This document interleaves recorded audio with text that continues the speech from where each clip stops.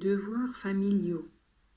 Ma fille bien-aimée, je veux toutefois brièvement te parler de tes devoirs familiaux. Ces devoirs, je désire que toutes les épouses et toutes les mamans les accomplissent avec beaucoup d'amour et de perfection.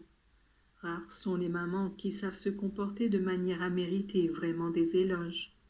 Le peu d'amour apporté aux soins de la maison rend parfois odieux ces travaux qui réclament certainement beaucoup de fatigue, et parfois le sacrifice de la femme, ce sacrifice habituellement peu apprécié et presque ignoré des membres de la famille, devient insupportable. Aime l'ordre, ma fille, et la propreté. Fais preuve aussi d'ingéniosité dans la façon d'orner ta maison. Elle doit être une demeure agréable pour le mari, les enfants et pour tous ceux qui l'habitent. Qu'ils sentent qu'un cœur qui aime fortement veille sur eux et ne dédaigne pas de se faire le dernier et de les servir tous. J'ai dit un jour que j'étais venue pour servir et non pour être servie. Sois fière toi aussi de m'imiter dans cette attitude, qui si elle t'humilie devant les tiens, te fait cependant aimer d'eux, et attire sur toi le regard bienveillant de Dieu qui te voit, active et appliquée, remplir ton devoir d'épouse et de mère.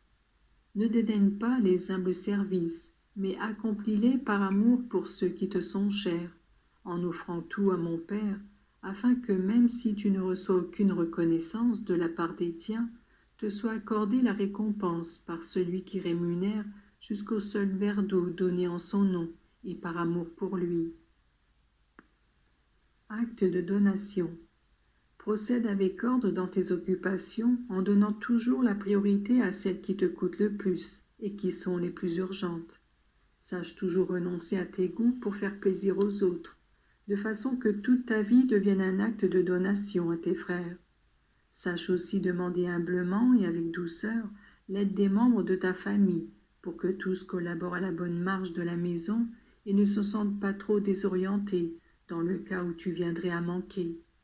La petite maison de Nazareth, si pauvre, si sombre et misérable, était toujours si propre et si rangée que l'on y serait resté toujours avec plaisir.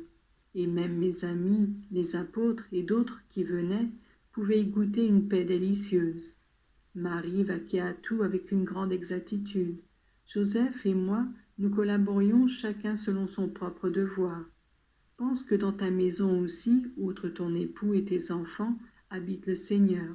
C'est pourquoi fais de ta maison son palais, et de ton cœur fais son trône, pour que sa bénédiction soit garantie de bonheur, d'harmonie et de paix pour tous. L'ange qui en est le gardien. Si ton devoir t'appelle hors de ta maison, ne sors jamais sans la confier à l'ange, qui en est le gardien, pour qu'en la défendant de tout piège et de tout danger, il sauve toujours et garde aussi avec elle ceux qui l'habitent.